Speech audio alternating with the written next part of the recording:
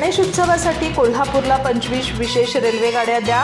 समता सहकार्य सोशल असोसिएशनचे अध्यक्ष ॲडव्होकेट चंद्रकांत निकम यांची रेल्वे मंत्री आणि मुख्यमंत्र्यांकडे मागणी.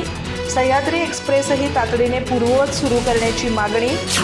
गणेशोत्सवाच्या पार्श्वभूमीवर मुंबई, नवी मुंबई, ठाणे, पुणे आणि परिसरात वास्तव्यास असलेल्या लाखो कोल्हापूरकरांना गावी परतण्यासाठी मुंबई CSMT, पनवेल आणि बांद्रा टर्मिनस ते कोल्हापूर दरम्यान सुमारे 25 विशेष रेल्वे गाड्या सुरू कराव्यात. तसंच कोविड काळापासून बंद असलेली सह्याद्री एक्सप्रेस तातडीनं पूर्ववत सुरू करावी अशी मागणी समता सहकार्य सोशल असोसिएशनचे अध्यक्ष तथा कोल्हापूर जिल्हा रहिवासी सोशल प्रवासी संघटनेचे अध्यक्ष ॲडव्होकेट चंद्रकांत शंकर निकम यांनी केली आहे. याबाबत त्यांनी केंद्रीय रेल्वे मंत्री अश्विनी वैष्णव आणि मुख्यमंत्री देवेंद्र फडणवीस यांना निवेदन दिलं आहे. गणेशोत्सवात मुंबई, पुणे परिसरातून मोठ्या संख्येनं नागरिक कोल्हापूरकडे येतात.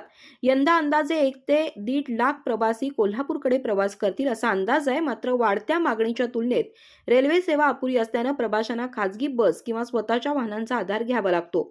गणेशोत्सव काळात खासगी वाहतूकदारांकडून मोठ्या प्रमाणात भाडेवाढ केली जाते. त्यामुळे सर्वसामान्य नागरिकांवर आर्थिक भार पडतो. ज्येष्ठ नागरिक, महिला, विद्यार्थी, कामगार आणि आर्थिकदृष्ट्या दुर्बल घटकांसाठी रेल्वे हा सुरक्षित आणि परवडणारा प्रवासाचा पर्याय आहे. त्यामुळे गणेशोत्सवाच्या पार्श्वभूमीवर कोल्हापूरसाठी विशेष रेल्वे गाड्यांची संख्या वाढवण्याची गरज असल्याचं निवेदनात म्हटलंय.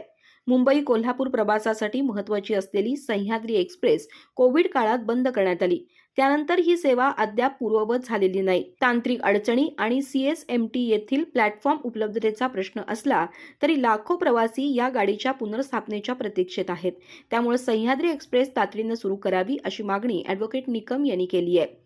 CSMT, पनवेल आणि बांद्रा टर्मिनस ते कोल्हापूर विशेष गाड्या सुरू करणं, सुमारे 25 अतिरिक्त फेऱ्या उपलब्ध करून देणं आणि मागणीच्या मार्गांवर रेल्वे सेवा वाढवणं या प्रमुख मागण्या निवेदनातून करण्यात आल्या आहेत.